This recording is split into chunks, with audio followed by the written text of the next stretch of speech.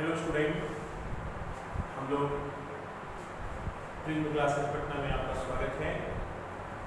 हम लोग 12th का क्लास लाइन बाय लाइन हम लोग करेंगे। इसमें सबसे पहले हम लोग सिलेबस को जाने तो टोटल 13 चैप्टर सिलेबस है।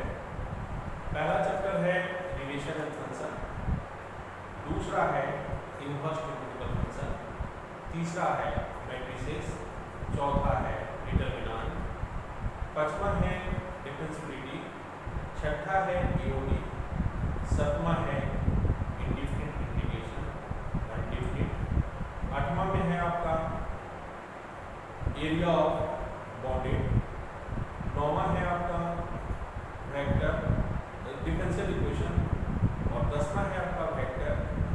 11वां चैप्टर जो है उसमें 3D इंट्रोडक्शन है और 12th चैप्टर है एलपीटी है और 13th चैप्टर प्रोबेबिलिटी। तो हम लोग एक एक चैप्टर पर हम लोग बात करेंगे। तो सबसे पहले जो चैप्टर आया वो है रिलेशन एंड फंक्शन, क्योंकि 12th में हम लोग लाइन बाय लाइन करना होता है। जैसे इसको स्टार्ट करने के लिए आपको आईटीएफ से भी बहुत सारे क्लास स्टार्ट हो सकते हैं, मैट्रिसेस से भी स्टार्ट हो सकते हैं। बिल्कुल सही बात है कि कौन से भी स्टार्ट किया जा सकता है, लेकिन जो पहला चैप्टर है वो चैप्टर है वो है रिलेशन। तो रिलेशन से हम लोग स्टार्ट करेंगे। पहला चैप्टर है रिलेशन। रिलेशन से आपका जो रिलेशन कॉन्सेप्ट के क्वेश्चन आते हैं वो 10 से 12 मार्क्स के आते हैं और कंपटीशन में भी इसकी अहम भूमिका होता है। तो कहाँ से रिलेशन आया, कैसे रिलेशन आया, यह चीज को हम लोग को जानना जरूरी होता है।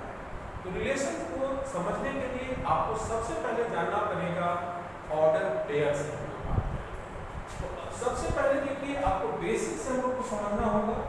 जैसे ए एक सेट, अब इसका सदस्य है ए बी सी और बी एक सेट है जिसमें 1 2 3। अब यहाँ ए क्रॉस बी, तो ए क्रॉस बी हुआ, इसका मतलब ये हुआ कि A1 A2 A3 B1 B2 B3 C1 C2 C। तो ये तुम्हारे पास पेयर हुआ। तो यह जो पेयर का जो एलिमेंट हुआ वह बात को समझो, जो फर्स्ट वाला है वो ए में बिलोंग करेगा और सेकंड वाला है जो बी में। तो यहां पर ए जो है वो फर्स्ट में बिलोंग किया और सेकंड वाला इसमें किया। तो रिलेशन जो होता है वह एक सबसेट होता है ए क्रॉस बी का। रिलेशन सबसेट होता है ए क्रॉस बी का, यानी ए क्रॉस बी जितनी पॉसिबिलिटी है उसका कुछ पार्ट रिलेशन होता है। तो रिलेशन में आप क्या लगेंगे यह बहुत मायने रखता है। तो आप चूंकि हो सकता है कि तुम 11th का रिलेशन बढ़िया से नहीं किया होगा, तो उसको भी हम लोग को टाइप्स ऑफ रिलेशन में हम लोग डिफाइन करेंगे। तो रिलेशन क्या होता है, ए क्रॉस बी का सबसेट होता है। अब तुम्हारे पास एक रिलेशन को हम लोग बात करेंगे। रिलेशन में पहला जो आपके पास रिलेशन आया वह क्या आया, इस पर हम लोग बात करेंगे। तो सबसे पहले रिलेशन में कौन आया, तो देखो अगर रिलेशन कोई डिफाइंड है तो यानी सबसे पहले तुम जानो A इक्वल टू 1 2 3 और relation defined A cross A। तो A क्रॉस A है 1 1 1 2 1 3 2 1 2 2 2 3 1 3 2 3 2। अब तुम्हारे पास क्या है कि R1 एक relation such that xy such that x plus y less than equal than 7। तो ये वाले x हो गया, ये वाले y,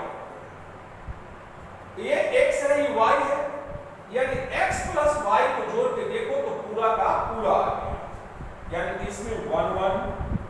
1 2 1 3 2 1 2 2 2 3 3 1 3 2 3। यानी पूरा का पूरा आ गया, इसलिए इसको कहा गया यूनिवर्सल रिलेशन। यानी यूनिवर्सल रिलेशन क्या होता है? जब सब का सब आ जाए, A क्रॉस B का जितनी पॉसिबिलिटी है, अगर सब का सब आ जाता है तो वह यूनिवर्सल रिलेशन कहलाता है।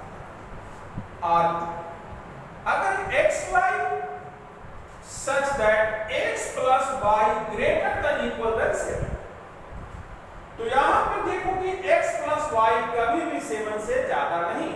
यहां 2 है, 3 है, 4 है, 3 है, 4 है, 5 है, 4 है, 5 है, 6, यानी कभी भी ये 7 से ज्यादा नहीं है, यानी एक भी नहीं मिला, यानी नल रिलेशन। यानी नल रिलेशन वह रिलेशन होता है, नल रिलेशन वो होता है जिसको सर्च करने पर एक भी नहीं मिलता। अब तुम्हारे पास तीसरा रिलेशन हो गया, वह क्या हुआ, यह बात को तुमको जानना है। तो यहां आखिरी अगर मैं ऐसे कहूं कि xy और x बराबर y, या इसमें 1 1 होगा, 2 2 होगा, 3 3 होगा, तो इसको हम लोग बोलते हैं आइडेंटिटी रिलेशन। यानी कहने का सेंस ये हुआ कि अगर पेयर की बात करें तो रिलेशन 3 टाइप का होता है, identity relation, null relation, universal relation. Relation 3 type का होता है, पहला universal relation, null relation, identity relation. Relation 3 type का होता है, यूनिवर्सल रिलेशन, आइडेंटिटी रिलेशन और नल रिलेशन। यहां पर तुम्हारे पास रिलेशन इस टाइप से आ गया। अगर बेस्ड ऑन कंपेयर किया जाए, यानी ट्रिकोटोमी, यानी कंपेयर अगर करते हैं, तो देखो तुम लोग नाम सुना होगा कि कोई बड़ा है, छोटा है, बराबर है, यानी बेस्ड ऑन ट्रिकोटोमी रिलेशन आपका पहला होगा लेस देन, दूसरा होगा ग्रेटर देन और तीसरा होगा इक्वल। यानी 3 टाइप का होता है, less than, greater than, equal. अगर A एक सेट है जिसका सदस्य 1 2 3 और रिलेशन डिफाइंड है A क्रॉस A, यानी 1 1 1 2 1 3 2 1 2 2 2 3 3 1 3 2 और 3 3। अब तुम्हारे पास अगर मैं लेस देन कहूं ना, आपने एक रिलेशन डाला और x y और x लेस देन y, इसका मतलब 1 2 1 3 और 2 3, यानी पहली वाली एलिमेंट दूसरी वाली एलिमेंट से छोटा है। R2 यहां पर xy और x ग्रेटर देन y, तो x ग्रेटर देन y यानी पहला वाला एलिमेंट दूसरे एलिमेंट से बड़ा है, तो यहां पर 2 1, यहां पर 3 1, यहां 3 2, और तीसरा आपका हो गया इक्वल, यानी xy और x इक्वल y है 1 1 2 2 और 3 3। यानी कहने का सेंस ये हुआ कि आपका based on trichotomy relation 3 type का होता है, less than, greater than, equal than. तो अब तुम्हारे पास रिलेशन का और है, तो देखो इसमें तुम्हारे पास क्या है कि रिलेशन का और हमारे पास है। तो यहां पर तुम्हारे पास क्या है, यह बात को समझना है। तो वह रिलेशन में पहला आपको आया 1 1, दूसरा मेनी 1, तीसरा मेनी मेनी और चौथा 1। देखो ये 4 टाइप का होता है, तो इसको मैपिंग में लिया जा सकता है। तो अब तुम्हारे पास मैं चारों को 1 1 का मतलब क्या हुआ कि उसका ग्राफ खींचेंगे, x एक्सिस के पैरेलल खींचा तो एक बार, y एक्सिस के भी पैरेलल खींचा तो एक बार। तो एक एग्जांपल तुमको देता हूं, y x।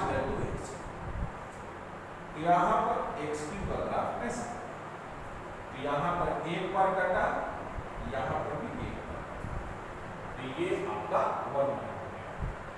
y बराबर x, यहां पर भी x, ये आपका 1 यानी 1 1 रिलेशन वो होता है जब x एक्सिस के पैरेलल खींचे तो ग्राफ एक बार कटे और y एक्सिस के भी पैरेलल खींचे तो ग्राफ एक बार कटे, तो वह 1 1 रिलेशन कहलाता है।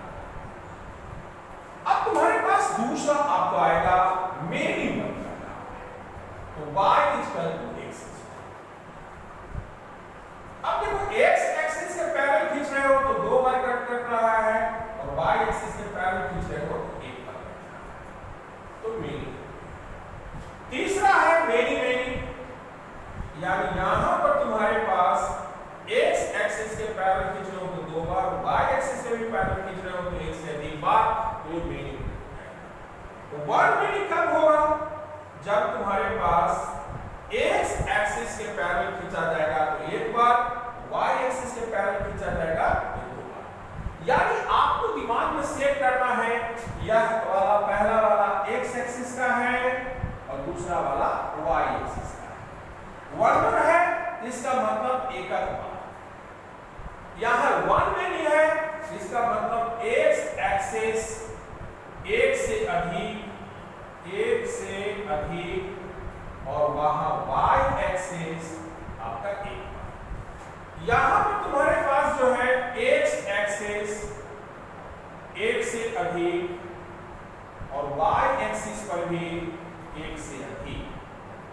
यहां 1 मेनी है, यानी x एक्सिस पर एक बार और y एक्सिस पर एक से अधिक। अब तुम्हारे पास क्या है कि तुम्हारा एक टाइप का और 11th में था, वो था अनटू और इनटू। क्योंकि ये सब बेसिक चीज है, आपको जानना बहुत जरूरी है, तब बहुत अच्छा से क्लियर होता है। तो अब तुम्हारे पास यहां पर अनटू और दूसरा हो गया इनटू। अनटू कहने का सेंस ये हुआ कि relation define a to b। अगर यह b का वैल्यू y बराबर b हो जाए, y का वैल्यू b का इक्वल हो जाए तो अनटू। और यहां रिलेशन a टू b है और y छोटा हो जाए, b बड़ा हो जाए तो इनटू। अब इस पर भी कुछ क्वेश्चन है का आपको मैं बात करूंगा। तो यहां पर y इक्वल टू तुम्हारे पास 2x प्लस 5 है और रिलेशन डिफाइंड है तुम्हारे पास रेशनल क्रॉस रेशनल। तो देखो x का अगर कोई रेशनल नंबर रखोगे तो y रेशनल नंबर आएगा, यानी x बराबर y माइनस 5/2। अब यहां पर y रेशनल रखने से ये आपका रेशनल होगा, बिल्कुल होगा, यानी y बराबर b हो गया, यानी यह जो फंक्शन है आपका अनटू हो गया। अब इनटू में देखोगे कि यहां पर relation define natural cross natural. तो यहां पर y equal to 2x plus 5। तो x नेचुरल नंबर रखोगे तो y नेचुरल नंबर होगा, लेकिन x बराबर 1 माइनस 5/2, यानी y के सभी वैल्यू के लिए सेटिस्फाई नहीं करेगा। y का वैल्यू लेगा 7, 9, 11, 13, 15, 7, यानी y छोटा पड़ गया और b बड़ा हो गया, यानी y छोटा हो गया b से, यानी यह इनटू हो गया। ये तो तुम्हारे पास 11 का था। अब तुम्हारे पास 12 का हम स्टार्ट करेंगे और साथ में तुम लोग का एनसीईआरटी का एक्सरसाइज 1.1 लाइन बाय लाइन आज बनवा देंगे। इसके लिए आपको बुक लेने की जरूरत नहीं है, बुक आप हमें को समझिए। तो अब तुम्हारे पास क्या है ना, स्टार्ट करता हूं, इसको बोलते हैं बेस्ड ऑन प्रॉपर्टी। तो अगर प्रॉपर्टी के आधार पर देखा जाए तो रिलेशन दो टाइप का होता है, एक इक्विवेलेंस रिलेशन और दूसरा होता है कोशेंट। यानी तुम्हारे पास उस टाइप में एक इक्विवेलेंस रिलेशन होता है और दूसरा आपका कोसेक होता है। पार्शियल ऑर्डर ऑफ सेट और दूसरा होता है फर्स्ट है इक्विवेलेंस रिलेशन। अब इक्विवेलेंस रिलेशन का बनने के लिए इसको तीन चीज चाहिए। पहला रिफ्लेक्सिव रिलेशन, दूसरा सिमेट्रिक रिलेशन और तीसरा ट्रांजिटिव रिलेशन। अब एक एक करके पॉइंट हम डील करेंगे कि रिफ्लेक्सिव रिलेशन क्या है, सिमेट्रिक रिलेशन क्या है और ट्रांजिटिव रिलेशन क्या है। तो रिफ्लेक्सिव रिलेशन इसका मतलब होता है अपने आप से, यानी आपको जितना एलिमेंट है अगर सब अपने आप से प्यार करता है तो रिफ्लेक्सिव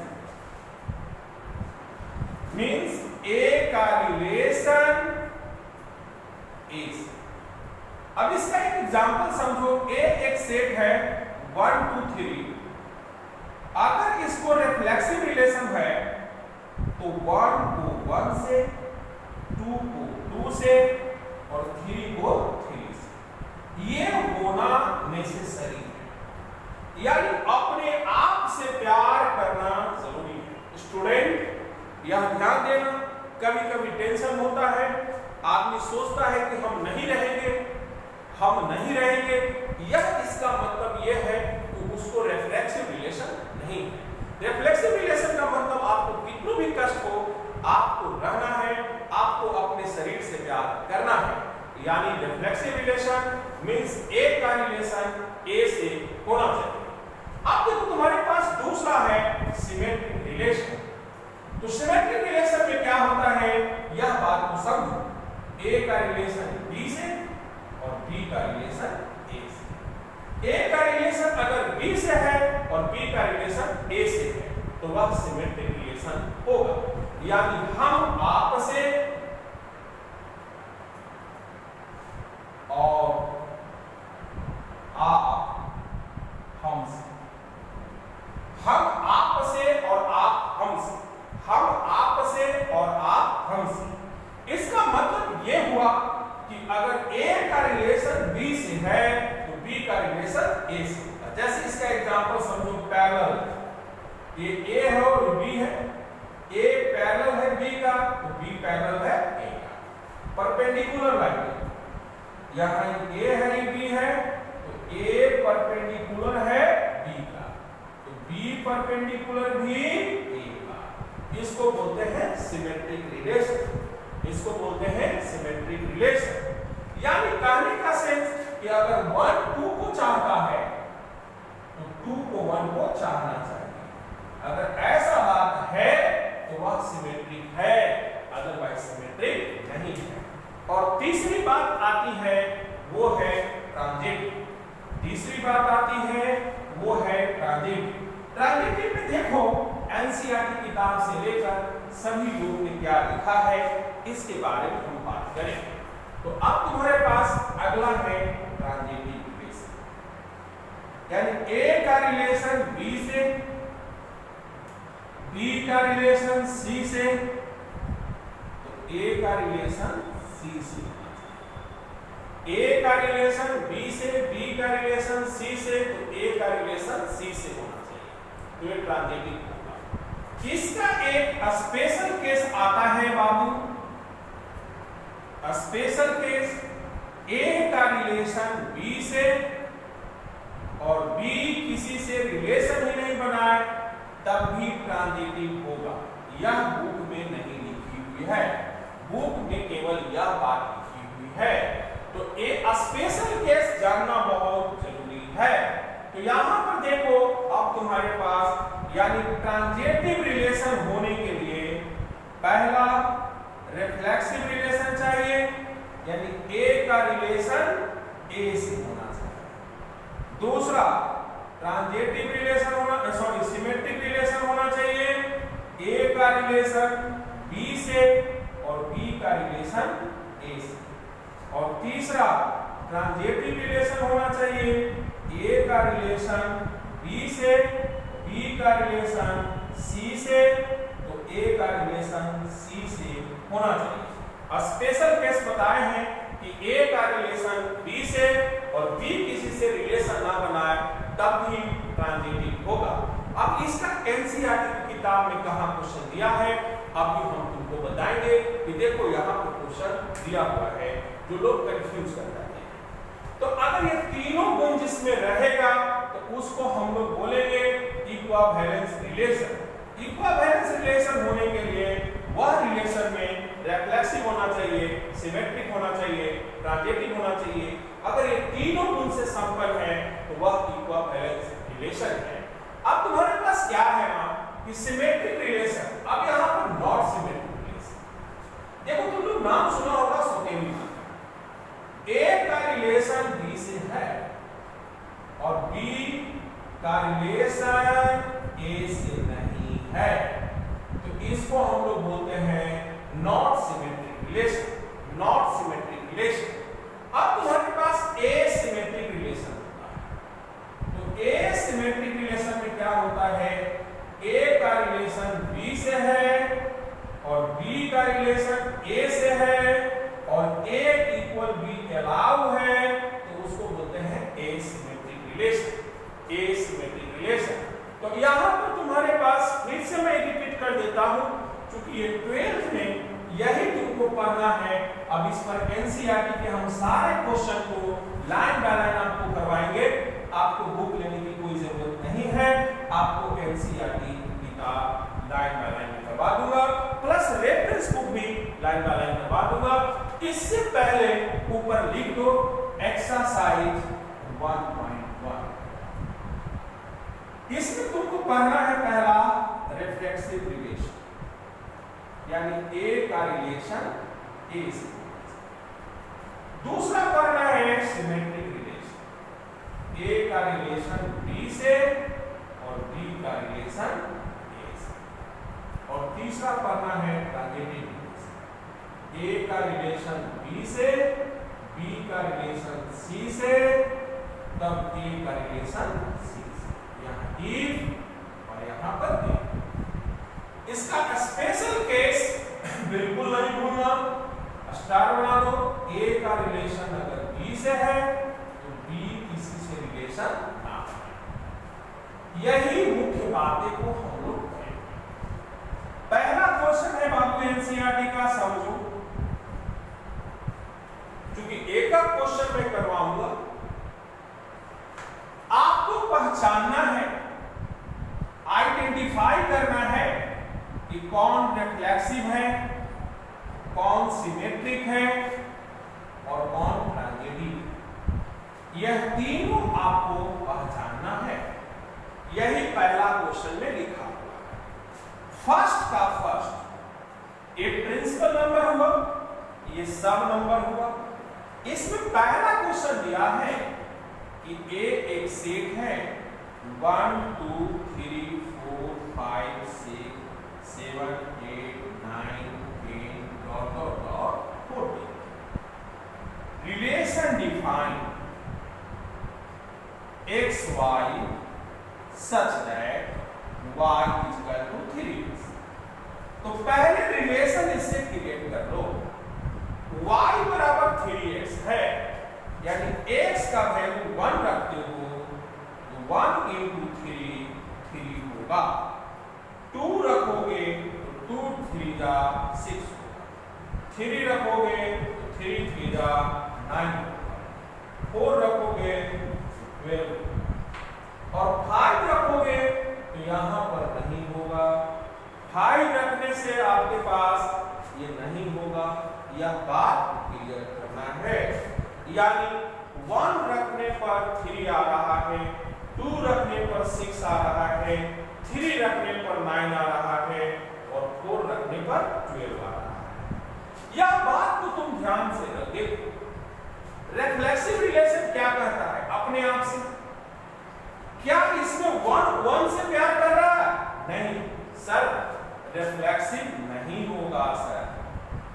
सिमेट्रिक कहता क्या है कि ए का रिलेशन बी से और बी का रिलेशन ए से। यानी 1 3 को चाह रहा है तो 3 1 को चाह रहा है? नहीं। यानी सिमेट्रिक रिलेशन में क्या होगा, आपका 1 3 को चाह रहा है लेकिन 3 1 को नहीं चाह रहा है, यानी सिमेट्रिक रिलेशन तीसरा बात होती है ट्रांजिटिव। 1 3 को चाहता है, 3 9 को चाहता है, लेकिन 1 9 को नहीं चाहता है, यानी यह ट्रांजिटिव रिलेशन ही नहीं। इसलिए फर्स्ट का आंसर लिखाएगा दोस्तों, फर्स्ट का लिखाएगा दोस्तों, रिफ्लेक्सिव नहीं, सिमेट्रिक नहीं, ट्रांजिटिव भी ना, तो यह रिफ्लेक्सिव रिलेशन है, ना सिमेट्रिक रिलेशन है, ना ट्रांजिटिव रिलेशन है। अब तुम्हारे पास क्वेश्चन नंबर 2 पर भी हम लोग बात करें कि इसका, क्योंकि लाइन बाय लाइन क्वेश्चन आपको मैं करवाऊंगा, तब तुम्हारे पास क्लियर हो जाएगा, क्योंकि हम लोग एक दूसरे से मिल नहीं पा रहे हैं, लेकिन आप वीडियो के माध्यम से हम लोग एक दूसरे से मिले।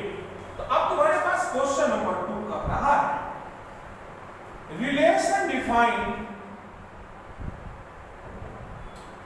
नेचुरल टू नेचुरल, और रिलेशन यहां लिखा हुआ है X Y such that Y equal to X plus 5, और यहां पर लिखा हुआ है एक्स लेस दैन 4, यानी एक्स का वैल्यू 1 लिख सकते हो, 2 लिख सकते हो, 3 लिख सकते हो। तो इसको रिलेशन डिफाइन करो। अगर x का वैल्यू 1 रखोगे तो 1 प्लस 5, तो 5 है 6, यानी 1,6। 2 रखोगे तो 2 प्लस 5 यानी 7, और यहां 3 रखोगे 3 प्लस 5 8। अभी गौर से देखो, क्या पहला चेक करो, क्या रिफ्लेक्सिव रिलेशन है? 1 1 को चाह रहा है? नहीं। 2 2 को चाह रहा है? नहीं। 3 3 को चाह रहा है? नहीं, यानी रिफ्लेक्सिव रिलेशन नहीं। और सिमेट्रिक रिलेशन है, तो देखो यहां पर 1 6 को चाह रहा है और 6 1 को नहीं चाह रहा है, यानी सिमेट्रिक भी नहीं। ट्रांजिटिव है कि नहीं, यह देखना बहुत इंपॉर्टेंट है दोस्त। 1 गया 6 के पास, 6 किसी के पास नहीं गया, 2 गया 7 के पास, 7 किसी के पास नहीं गया, 3 गया 8 के पास, 8 भी किसी के पास नहीं गया। तो स्पेशल केस के अनुसार यह ट्रांजिटिव रिलेशन है, क्योंकि A का रिलेशन अगर B से है और B किसी से रिलेशन ना बनाए तो स्पेशल केस में यह ट्रांजिटिव रिलेशन होगा, यह स्पेशल केस में ट्रांजिटिव रिलेशन होगा। इसलिए सही जवाब इसका लिखाएगा neither reflexive relation nor symmetric relation but transitive relation. ना तो यह रिफ्लेक्सिव रिलेशन होगा, ना सिमेट्रिक रिलेशन होगा, लेकिन यह ट्रांजिटिव रिलेशन होगा। इसी ढंग से क्वेश्चन नंबर इसका 3 जो है वह देखो क्या है। तो 3 नंबर में डिविजिबल की बात कहा, यानी A एक सेट है जिसका सदस्य यहाँ पर 1 2 3 4 5 6 और R एक रिलेशन है X Y such that x is divisible by y। मतलब अब इसको सर्च करेंगे तो पहला से 1 1 मिलेगा, 1 2 मिलेगा, 1 3 मिलेगा, 1 4 मिलेगा, 1 5 मिलेगा, 1 6 मिलेगा। फिर तुम्हारे पास क्या मिलेगा? 2 2 मिलेगा, 2 4 मिलेगा, 2 6 मिलेगा। फिर तुम्हारे पास 3 3 मिलेगा, 3 6 मिलेगा। फिर तुम्हारे पास कौन मिलेगा? 4 4 मिलेगा। फिर 5 5 मिलेगा और 6 6 मिलेगा। ध्यान देना क्यों मिला, क्योंकि यहां पर कह रहा है कि x y को काट, 1 1 को काटेगा, 1 2 को काटेगा, 1 3 को काटेगा, 1 4 को काटेगा, 1 5 को काटेगा, 1 6 को काटेगा। 2 2 को काट दिया, 2 4 को काटेगा, 2 6 को काटेगा, 3 3 को काटेगा, 3 6 को काटेगा, 4 4 को काटेगा, 5 5 को काटेगा, 6 6 को काटेगा। काटेगा कि नहीं काटेगा? यानी यहां पर तुम्हारे पास रिफ्लेक्सिव रिलेशन होगा, क्योंकि 1 भी अपने आप से प्यार कर रहा है, 2 भी अपने आप से प्यार कर रहा है, 3 भी अपने आप से प्यार कर रहा है, 4 भी अपने आप से प्यार कर रहा है, 5 भी अपने आप से प्यार कर रहा है और 6 भी अपने आप से प्यार कर रहा है, यानी रिफ्लेक्सिव है। अब तुम्हारे पास सिमेट्रिक है कि नहीं यह बात को देखोगे तो यहाँ पर 1 2 को चाह रहा है लेकिन 2 1 को नहीं चाह रहा है, तो सिमेट्रिक नहीं, ट्रांजिटिव है। 1 2 को चाह रहा है, 2 4 को चाह रहा है, 1 4 को चाह रहा है, यानी ट्रांजिटिव है। यानी इसका सही जवाब लिखाएगा कि reflexive and transitive but not symmetric. यानी यह रिफ्लेक्सिव है, ट्रांजिटिव है, लेकिन सिमेट्रिक नहीं है। अब तुम्हारे पास इसकी तीसरी नंबर क्वेश्चन की क्लियर हो गई। अब तुम्हारे पास इसकी चौथी नंबर जो क्वेश्चन है वह बात को हम लोग करेंगे कि 4 नंबर क्वेश्चन इसका क्या है। तो तुम्हारे पास 4 नंबर जो इसका क्वेश्चन है वो ये है कि x y और यहां पर है कि x minus Y is integers. तो देखो अगर इंटीजर्स की बात करता है तो यह रिफ्लेक्सिव भी होगा, सिमेट्रिक भी होगा और ट्रांजिटिव। क्योंकि देखो 1 में से 1 गया तो 0 बचेगा, 2 में से 2 गया तब भी 0 बचेगा, यानी रिफ्लेक्सिव तो करेगा। अब तुम्हारे पास क्या है ना, 1 में से 2 जाएगा इंटीजर्स आएगा, तो क्या 2 में से 1 जाएगा तो इंटीजर्स नहीं आएगा। अंतर यही होगा कि ये -1 आया, ये +1 आया, लेकिन इंटीजर्स तो आएगा ही। तो दोस्तों याद रखना कि जहां पर इसको ऐसे दिमाग में सेट रखना कि यहां पर तो ये 4 नंबर ये दिया है कि x माइनस वाई इंटीजर्स, लेकिन आपको ध्यान में रखना है कि x माइनस वाई अगर कोई भी नेचुरल नंबर से डिवाइड करोगे तो यह रिफ्लेक्सिव रिलेशन भी होगा, सिमेट्रिक रिलेशन भी होगा और ट्रांजिटिव रिलेशन भी होगा। अब तुम्हारे पास इसका जो 5वां नंबर क्वेश्चन कह रहा है वह ह्यूमन बीइंग से पूछा है। तो अब तुम्हारे पास लॉजिकली तुम्हारे पास जो यहाँ पर 5वां नंबर क्वेश्चन कहा है उसका 5वां का एक रहा है। अभी देखो वहां पर कह रहा है कि 2 ह्यूमन बीइंग्स है जिसमें आपको बताना है। तो पहला क्वेश्चन तुम्हारे पास कह रहा है कि 2 सज्जन सेम लोकेलिटी में रहता है। जैसे तो सोचो कि अगर कोई बोरिंग रोड में रहता है और नेक्स्ट वाला सज्जन भी बोरिंग रोड में रहता है तो हो सकता है कि दोनों एक ही घर में रहता है तो रिफ्लेक्सिव होगा। अब तुम्हारे पास क्या है ना, यह सिमेट्रिक भी होगा। जैसे A और B बोरिंग रोड में रहता है तो A भी बोरिंग रोड में रहता है, यानी सेम लोकेलिटी यह रिफ्लेक्सिव भी हो सकता है, सिमेट्रिक भी हो सकता है, ट्रांजिटिव भी हो सकता है। तो A नंबर क्वेश्चन यही है। B नंबर क्वेश्चन तुम्हारे पास कह रहा है कि सेम प्लेस पर दोनों बात करता है। तो देखो यहां पर जो है ये प्रेम में कोचिंग पढ़ना है। यहां पर सोचो कि एक मैथ्स का टीचर, एक फिजिक्स का टीचर दोनों यहां पर काम करते हैं। तो यह रिफ्लेक्सिव भी हो सकता है, सिमेट्रिक भी हो सकता है और ट्रांजिटिव भी हो सकता है। इसका C नंबर क्वेश्चन काफी इंपॉर्टेंट है। x is taller than y। तो अगर ये टॉलर देन केवल y रहता तो यह रिफ्लेक्सिव तो नहीं होता, सिमेट्रिक नहीं होता, लेकिन ट्रांजिटिव होता। केवल यहां पर टॉलर देन रहता है तब। लेकिन क्वेश्चन वाला में यहां पर थोड़ा अंतर कर दिया है और लिखा है कि x और y का जो डिफरेंस है वो 2 सेंटीमीटर।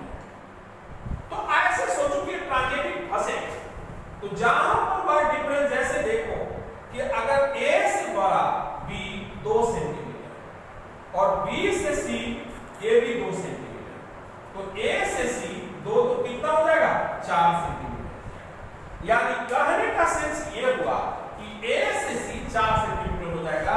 इसलिए c बहुत इंपॉर्टेंट है, टॉलरेंस का नहीं पढ़ना है आपको, वहां पर डिस्टेंस का एक डायमेंशन दिया हुआ। तो यह तुम्हारे पास रिफ्लेक्सिव भी नहीं होगा, सिमेट्रिक भी नहीं होगा और ट्रांजिटिव भी नहीं होगा, क्योंकि यहां पर यूनिट दिया हुआ। डी नंबर क्वेश्चन इसके काफी इंपॉर्टेंट है जो बहुत ही अच्छा है। तो डी नंबर क्वेश्चन तुम्हारे पास कह रहा है कि x is wife of y, 5 का डी और x is wife of y। तो अब देखो ये पहला बात है कि रिफ्लेक्सिव तो नहीं होगा, कोई भी सज्जन अपने आप का वाइफ नहीं हो सकता, यानी रिफ्लेक्सिव नहीं। सिमेट्रिक भी नहीं होगा, अगर x वाइफ है y का तो y वाइफ x का नहीं हो सकता, यानी सिमेट्रिक भी नहीं होगा। लेकिन मेन पॉइंट इसका ट्रेजेडी है, यह बात तुमको है, बहुत सारे बुक में इसकी कंसेप्ट गलत दिया हुआ है, आंसर गलत दिया हुआ है। तो यहां पर तुमको यहां पर समझना ये होगा कि देखो राम जी के वाइफ सीता जी, और सीता जी किसी को वाइफ बना सकते हैं नहीं, अर्थात ट्रांजिटिव है। स्पेशल केस ट्रांजिटिव क्या करता है कि ए का रिलेशन बी से है और बी किसी से रिलेशन ना बना तो ट्रांजिटिव होगा। इसलिए आपकी बुक अच्छा है कि खराब है, अगर एक्सरसाइज 1.1 का क्वेश्चन नंबर 1 का 5 का डी अगर आंसर दिया हुआ है neither reflexive nor symmetric but transitive दिया हुआ है तो आपका बुक अच्छा है, बुक आपका अच्छा है। अगर वहां पर यहां पर नाइदर आपका ट्रांजिटिव भी दे दिया है, यानी आंसर में कहूं आपका मिसप्रिंट है बुक में, यह बात तो तुमको जानना है। अब ई नंबर क्वेश्चन कह रहा है कि x is father of y, x जो है वह फादर है y का। तो देखो ना तो ये रिफ्लेक्सिव होगा, याद करो कभी कभी पिताजी खिसियाते होंगे तो बोलते होंगे कि बाप बनने की कोशिश मत करो, यानी रिफ्लेक्सिव ना हो। दूसरा सिमेट्रिक रिलेशन, यहां पर देखो अगर x फादर हो गया y का तो y फादर x का कभी नहीं हो सकता है, यानी सिमेट्रिक रिलेशन भी नहीं। और तीसरा हुआ तुम्हारे पास ट्रांजिटिव रिलेशन, ध्यान देना। अब देखो लौ के फादर राम के फादर दशरथ। अब देखो क्या लौ के फादर दशरथ हैं? नहीं, तो कहोगे कि दादाजी हैं, यानी ट्रांजिटिव ही नहीं। यानी पहला क्वेश्चन तुम्हारे पास समाप्त हुआ। अब तुम्हारे पास क्वेश्चन नंबर 2, 3 के लिए तुम्हारे पास थोड़ी सी कंसेप्ट पढ़ाना पड़ेगा, तो वो भी क्वेश्चन नंबर 2, 3, 4 भी हो जाएगा। ध्यान देना, अगर केवल इक्वल है तो जो इक्वल रिलेशन है और दोनों तरफ ए और बी का पावर सेम है, ए और बी का पावर सेम है, यानी यहां भी पावर डाल दो यहां भी पावर डाल दो, तो वह रिफ्लेक्सिव रिलेशन होगा, सिमेट्रिक रिलेशन होगा और ट्रांजिटिव रिलेशन। लेकिन अगर यहां ए है और इस पर पावर b है और b के पावर b है और सिंबल ऐसे है या सिंबल ऐसे, यानी लेस देन और ग्रेटर देन है, तो उस केस में रिफ्लेक्सिव नहीं होगा, सिमेट्रिक नहीं होगा, बट ट्रांजिटिव होगा।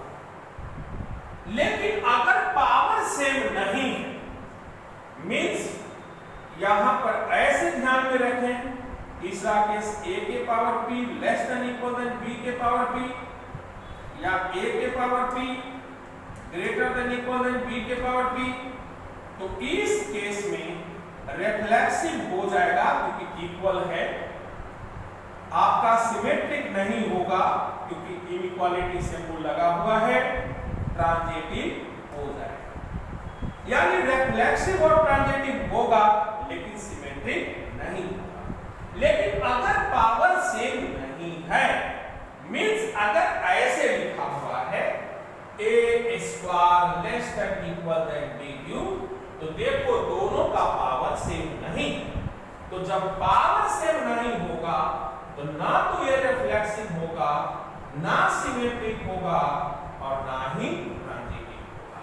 जब पावर सेम नहीं होगा, पावर सेम नहीं होगा तो ना तो रिफ्लेक्सिव होगा, ना सिमेट्रिक होगा, ना ट्रांजिटिव। ट्रांजिटिव होगा। तो इतना क्वेश्चन से तुम्हारे पास जो है वह 6 नंबर क्वेश्चन तक तुम्हारे पास अभी बन जाएगा, जिसमें अभी हम क्वेश्चन नंबर 1 बताए हैं। अभी तुमको हम क्वेश्चन नंबर 2 को भी ले चलते हैं। तो अब तुम्हारे पास ये कंसेप्ट लेकिन तुमको आना चाहिए। तो अब देखो मैं क्वेश्चन देता हूं और तुम लोग देखो खुद बता दोगे, क्योंकि आपको वहां पर खुली किताब है, आपको जानना जरूरी है। तो क्वेश्चन नंबर 2 तुम्हारे पास कह रहा है कि रिलेशन डिफाइन ए बी है such that a square less than equal than b cube। तो आपके दिमाग खुल गए होंगे कि पावर दोनों का सर सेम नहीं है। इसका मतलब ना तो सर रिफ्लेक्सिव होगा, ना ही सिमेट्रिक होगा सर, और ना ही ट्रांजिटिव। वही क्वेश्चन नंबर 3 में अगर मैं बात करूं कि रिलेशन डिफाइंड ए बी है और such that A square less than equal than B square, तो दोनों का पावर सेम है सर, इसलिए यह रिफ्लेक्सिव रिलेशन होगा सर, सिमेट्रिक नहीं होगा सर, और ट्रांजिटिव होगा, क्योंकि पावर दोनों का सेम है। अब तुम्हारे पास क्वेश्चन नंबर 4, उसमें चेक करना है बाबू। तो अगर a इक्वल टू तुम्हारे पास 1 2 3 4 दिया हुआ है और R1 एक रिलेशन है जिसमें 1 2 और 2 1 दिया हुआ है, तो देखो यह केवल सिमेट्रिक रिलेशन है, क्योंकि 1 2 को चाहता है और 2 1 को चाहता है। आपको मैं बता दिया हूं, देखो सिमेट्री को ये फ्लो कर रहा है। अब तुम्हारे पास इसी ढंग से कुछ सोच कि अगर a इक्वल टू 1 2 3 4 है और R1 एक रिलेशन है जिसमें केवल 1 2 देता, तो अब गौर से देखो 1 गया 2 के पास, 2 किसी के पास नहीं गया है, तो स्पेशल केस के अनुसार यह ट्रांजिटिव रिलेशन है, यानी यह ट्रांजिटिव रिलेशन है और यह सिमेट्रिक रिलेशन है। तो तुम्हारे पास क्वेश्चन नंबर 4 5 6 में कोई तरह का दिक्कत नहीं होगा। अब तुम्हारे पास क्या कहता है ना कि दो स्टूडेंट, दोनों एनसीईआरटी का किताब है, एनसीईआरटी पार्ट 1 ये भी बना रहा है, पार्ट 1 ये भी बना रहा है, तो क्लियर बात है कि दोनों का पेज सेम होगा। अगर मान ली कि इसमें भी 576 पेज है, अगले वाले में भी 576 पेज है, यानी इक्वल की काम कर रहा है, तो उसमें साबित करना है कि यह रिलेशन इक्विवेलेंस रिलेशन होगा। क्यों? क्योंकि इक्वल में तुमको हम बताए हैं कि वह रिफ्लेक्सिव रिलेशन भी होगा, सिमेट्रिक रिलेशन भी होगा और ट्रांजिटिव रिलेशन भी होगा। यानी 6 तक तुम्हारे पास क्वेश्चन हो गया। अब तुम्हारे पास 7वें नंबर क्वेश्चन है जो तुम्हारे पास पारिवारिक भी आपको बात करेगा। 7 8 9 यह एक पारिवारिक क्वेश्चन है जिसे तुम लोग को जानना होगा, उसको अदरवाइज मत लेना। अब देखो तुम्हारे पास क्या है ना कि अभी लॉकडाउन चल रहा है, सब आदमी अपने अपने गांव की ओर जा रहा है। तो देखो एक फैमिली तुम्हारे पापा का ये अपने आप में इक्विवेलेंस रिलेशन है, और एक फैमिली आपके अंकल का ये भी इक्विवेलेंस रिलेशन। अगर ये दोनों को मिला दिया जाए तो कोई जरूरी नहीं है कि ये दादाजी की जो फैमिली है वह इक्विवेलेंस रिलेशन हो। इस पर तुम्हारा एनसीईआरटी 8 नंबर क्वेश्चन पूछा है, 9 नंबर क्वेश्चन पूछा है, जो अभी हम तुमको प्रैक्टिकली एक बार बताएंगे। जैसे आप देखो ये दादाजी की जो फैमिली में जो एलिमेंट था वह कौन कौन एलिमेंट था यह जानो। एक सेट है जिसमें था 1 2 3 4 5 6। अब देखो यहां पर दादाजी के फैमिली में इवन वाला भी है और ऑड वाला भी है। अब इसको एक पापा फैमिली में जोड़ दो, यानी एक सी में इसको कन्वर्ट कर दिया और उसमें पापा में ऑड नंबर वाला आ गया 1 3 5, और एक डी बना दो जिसमें अंकल वाला का आ गया। तो ऐसा करते हैं ना, पापा को पी कर देते हैं और अंकल को यू कर देते हैं, तो और मजा आ जाएगा। तो इसमें 2 4 6। अब देखो ध्यान देना, ए एक सेट है, P की है, U। अब तुम्हारे पास पापा को इसमें हम लोग माने थे 1 3 5, इसको अब हम लिख देते हैं पापा का फैमिली, और इसमें तुम्हारे पास था 2 4 6, इसमें अंकल का, और ये दादाजी के फैमिली 1 2 3 4 5 6। अब तुम्हारे पास बहुत बेहतर क्वेश्चन आइए देखते हैं। अब रिलेशन यहां पर मैंने डिफाइन किया X Y such that X minus Y is even number, माने एक्स और वाई को घटाओगे तो इवन नंबर होगा। तो पहला चेक करो पापा वाला में पापा, तो रिफ्लेक्सिव रिलेशन चेक किया, तो देखो इससे जो बनेगा वह बनेगा 1 3, पहले तो 1 1 होगा, 1 3 होगा, 1 5 होगा, 3 3 होगा, 3 1 होगा, 3 3 होगा, 3 5 होगा, 5 1 होगा, 5 3 होगा, 5 5 होगा। गौर से देखो, तो यहां पर रिफ्लेक्सिव रिलेशन है क्योंकि अपने आप से प्यार कर रहा है, 1 1 भी है, 3 3 भी है, 5 5। सिमेट्रिक रिलेशन भी है क्योंकि 1 3 को चाह रहा है, 3 1 को चाह रहा है। ट्रांजिटिव रिलेशन, ट्रांजिटिव क्यों है? क्योंकि 1 3 के पास गया और 3 5 के पास गया तो 1 5 के पास गया, यानी पापा का फैमिली इक्विवेलेंस रिलेशन। अब देखो अंकल का भी फैमिली देखो, तो यहां पर 2 2 2 4 2 6 4 2 4 4 4 6 6 2 6 4 और 6 6। तो देखो यहां पर ये भी रिफ्लेक्सिव है क्योंकि 2 2 भी है, 4 4 भी है, 6 6। सिमेट्रिक रिलेशन भी है, सिमेट्रिक रिलेशन भी है, देख लो क्योंकि 2 4 को चाहता है, 4 2 को चाहता है। यह ट्रांजिटिव रिलेशन है क्योंकि अगर 2 4 के पास गया, 4 6 के पास गया, 2 6 के पास गया, यानी एक ही इक्विवेलेंस रिलेशन है। यह बात को देखो कि अगर पापा पटना में रहते हैं, अंकल गांव में रहते हैं, तो ये भी खुश है, ये भी खुश है। अब ये झगड़ा कब होगा, इक्विवेलेंस कब नहीं होगा, यह बात को देखो। अब ये दोनों फैमिली यहां है, ये दादा की फैमिली है। अब क्या होगा कि देखो इसमें लोग बोलेगा ये हमर है, और इसमें बोलेगा ये हमारा है। अब इसका तुम्हारे पास क्या होगा कि 1 में 2 जाएगा तो इवन कभी नहीं बचेगा, ये -1 बचेगा जो ऑड है, यानी यह इक्विवेलेंस रिलेशन नहीं। इसी पर 8 नंबर क्वेश्चन, 9 नंबर क्वेश्चन, इसी पर वह सोचा है कि अगर कोई फैमिली में 1 2 3 4 5 6 है तो एक फैमिली आपको इधर हो गया ऑड का, तो दूसरा फैमिली हो गया इवन का। तो यहां पर यही समझना है कि ऑड वाला अगर फैमिली है तो हो सकता है कि इक्विवेलेंस है, इवन वाला भी इक्विवेलेंस है, लेकिन दोनों कंबाइंड होगा तो कोई जरूरी नहीं है कि ये इक्विवेलेंस रिलेशन होगा। यानी आपको ये फाइनली आपको ये चीज तुमको दिमाग में सेट करना है दोस्तों कि यहां पर पापा इक्विवेलेंस रिलेशन थे, अंकल इक्विवेलेंस रिलेशन थे, ये दोनों मिल गए तो इक्विवेलेंस रिलेशन होगा कि नहीं होगा।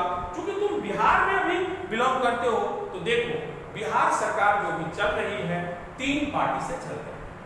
देखो एक जदयू वो भी अपने आप में इक्विवेलेंस रिलेशन, बीजेपी अपने आप में इक्विवेलेंस रिलेशन है, लोजपा अपने आप में इक्विवेलेंस रिलेशन है, लेकिन तीनों आदमी जब एक साथ मिलता है तो कोई मुद्दा पर देखोगे कि विचार में मनभेद हो जाता है, मत का भेद हो जाता है। क्यों? क्योंकि वहां पर वह यूनियन करने पर कोई जरूरी नहीं है कि वहां इक्विवेलेंस रिलेशन हो। क्योंकि अगर हम मनजदी वाले चाहते हैं तो कि ये हो, लोजप्पा वाले चाहते हैं कि ये हो, बीजेपी वाले चाहते हैं कि ये हो, तो ऐसा नहीं होगा। यही क्वेश्चन तुम्हारे पास 8 नंबर 9 नंबर में दिया है। अब 10 नंबर में तुम्हारी सोच को दिया है, अपनी सोच को विकसित करना है और आपको मैं सोचना सिखाता हूं। तो आपका 10 नंबर क्वेश्चन कह रहा है कि आपको बताना है कि ऐसा एक रिलेशन बताओ जो रिफ्लेक्सिव है लेकिन सिमेट्रिक ट्रांजिटिव नहीं। रिफ्लेक्सिव है लेकिन सिमेट्रिक ट्रांजिटिव नहीं, अपने आप से प्यार करता है लेकिन उसमें सिमेट्रिक नहीं है और ट्रांजिटिव नहीं है। तो वैसा तुम सोचोगे तो बहुत सारे एग्जाम्पल मिल सकते हैं। आपको सोचना है, आपको सोचना है, तो वैसा आपकी सोच को विकसित करना है। अब तुम्हारे पास दूसरी सोच आपको ऐसा है, वो उसमें है कि सिमेट्रिक हो लेकिन रिफ्लेक्सिव ट्रांजिटिव नहीं। तो जब लाइन एक दूसरे का परपेंडिकुलर होता है, तो अब एक दूसरे का परपेंडिकुलर है तो देखो रिफ्लेक्सिव तो नहीं है लेकिन सिमेट्रिक है, क्योंकि ये इस पर परपेंडिकुलर है और वो उस पर परपेंडिकुलर है। परपेंडिकुलर तो है लेकिन ट्रांजिटिव भी नहीं। तो इस ढंग से आपके पास 3 मुद्दा है, रिफ्लेक्सिव, सिमेट्रिक, ट्रांजिटिव। तो एक बार में बोलेगा कि रिफ्लेक्सिव हो लेकिन सिमेट्रिक ट्रांजिटिव ना हो, दूसरा बार में बोलेगा सिमेट्रिक हो लेकिन रिफ्लेक्सिव ट्रांजिटिव ना हो, तीसरा बार में बोलेगा ट्रांजिटिव हो लेकिन ये दोनों ना हो। अब तुम्हारे पास क्या कहेगा कि ये दोनों हो लेकिन ये ना हो, यानी रिफ्लेक्सिव हो, सिमेट्रिक हो लेकिन ट्रांजिटिव ना हो। अब तुम्हारे पास क्या कहेगा कि रिफ्लेक्सिव हो, ट्रांजिटिव हो लेकिन सिमेट्रिक ना हो। अब तुम्हारे पास कहेगा कि रिफ्लेक्सिव ना हो लेकिन सिमेट्रिक ट्रांजिटिव हो। यही तुम्हारे पास 10वां नंबर क्वेश्चन बोला। अब तुम्हारे पास क्या है ना कि 11 नंबर, 12 नंबर, 13 नंबर के लिए तुम्हारे पास दिमाग लेकर चला जाएगा 9th क्लास में। तो 9th क्लास में तुम ज्योमेट्री पढ़ा होगा, तो ज्योमेट्री में तुम्हारे पास सबसे पहले आया था कॉन्ग्रुएंट ट्रायंगल। तो वह कॉन्ग्रुएंट ट्रायंगल के बारे में बात करेगा। तो अगर देखो 2 ट्रायंगल अगर कॉन्ग्रुएंट है तो कॉन्ग्रुएंट का मतलब क्या होता है कि सब अंग से समान। देखो एक सिमिलर होता है, एक कॉन्ग्रुएंट होता है। आपने एक सिनेमा देखा होगा, सिनेमा में क्या होगा कि मैं आपको बताता हूं कि उसमें क्या है। वो सिनेमा आपको हमेशा देते रहता है, इसलिए जरूर आपने देखा होगा। एक बच्चा को एक मित्र मिला, तो अपने पापा से बोला आज हमारे मित्र मिले। बोले कि कितने वर्ष के हैं? तो अच्छे उम्र के। तो कैसे दिखते हैं? तो स्लेट पर फोटो बनाया। ध्यान दीजिए, स्लेट पर फोटो बनाया तो देखा कि फेस मिलता है, तो बोला कि ये आपका फेस जैसा इनको मिलता। तो उन्होंने कहा नहीं बेटा, इनके फेस में मेरा फेस मिलता। यानी देखो कहने का तात्पर्य तो यही है, लेकिन यहां पर जो वो सिमिलर की बात जो कहा, तो यानी प्रत्येक पापा से अगर किसी बेटा का फेस मिलता है तो सिमिलर है, क्योंकि पापा का हाइट और बेटे के हाइट में काफी डिफरेंस है। तो इस पर तुम्हारे पास एनसीईआरटी क्वेश्चन सोचा है, अब उस पर भी तुमको हम विचार करते हैं। तो अब तुम्हारे पास सिमिलर पहले पूछा है कॉन्ग्रुएंट ट्रायंगल, क्योंकि एक बार हम लोग 1.1 एक्सरसाइज को आज हम लोग समाप्त कर देंगे। तो अब तुम्हारे पास यहां पर पहले बात करेगा कॉन्ग्रुएंट